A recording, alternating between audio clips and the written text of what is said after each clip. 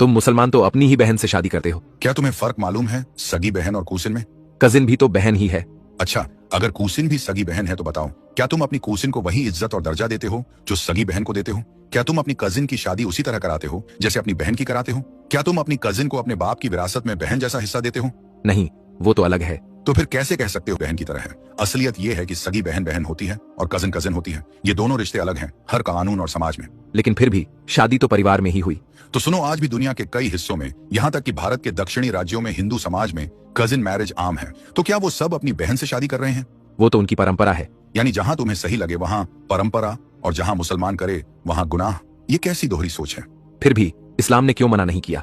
ये बहुत आसान है।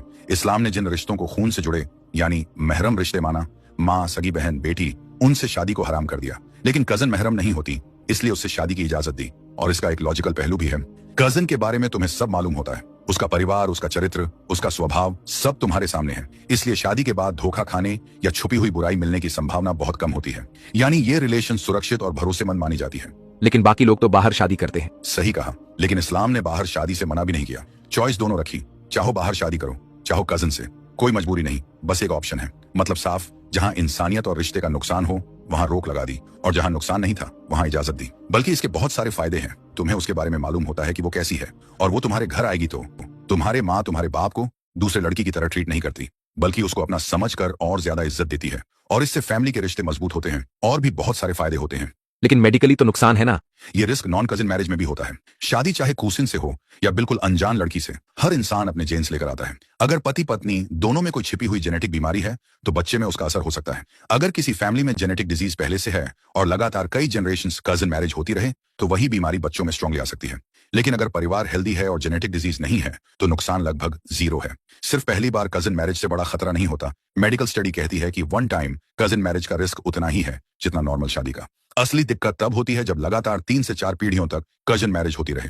दुनिया में अरबों लोग कजिन मैरिज करते हैं। अरब देशों, पाकिस्तान, बांग्लादेश, अफ्रीका और यहां तक कि भारत के कुछ हिस्सों दक्षिण भारत में भी कजिन मैरिज बहुत आम है। वहां अरबों हेल्दी बच्चे पैदा हुए हैं। अगर ये मेडिकली हमेशा गलत होता तो इतनी बड़ी आबादी सर्वाइव ही नहीं कर पाती। मॉडर्न साइंस क्या कहती है? वर्ल्ड हेल्थ ऑर्गेनाइजेशन और जेनेटिक साइंस कहती है कजिन मैरिज खतरनाक नहीं है, लेकिन अगर फैमिली में जेनेटिक डिजीज का हिस्ट्री है तो रिस्क ज्यादा हो सकता है। इसलिए कई देशों में कजिन मैरिज अलाउड है, लेकिन अगर डाउट हो तो जेनेटिक काउंसलिंग की सलाह दी जाती है। आसान शब्दों में समझो, हर शादी का एक नेचुरल रिस्क है। कजिन मैरिज हर हाल में नुकसानदेह नहीं है। नुकसान तभी होता है जब एक ही फैमिली में बार बार कजिन मैरिजेस हों और जेनेटिक प्रॉब्लम कैरी हो रही हो। यानी ये बात कि हर मुसलमान की शादी कजिन से हो तो बच्चे बीमार पैदा होंगे, ये वैज्ञानिक रूप से झूठ है। इससे तुम्हारा फैमिली सिस्टम मजबूत होता है, इसीलिए अलाउ किया गया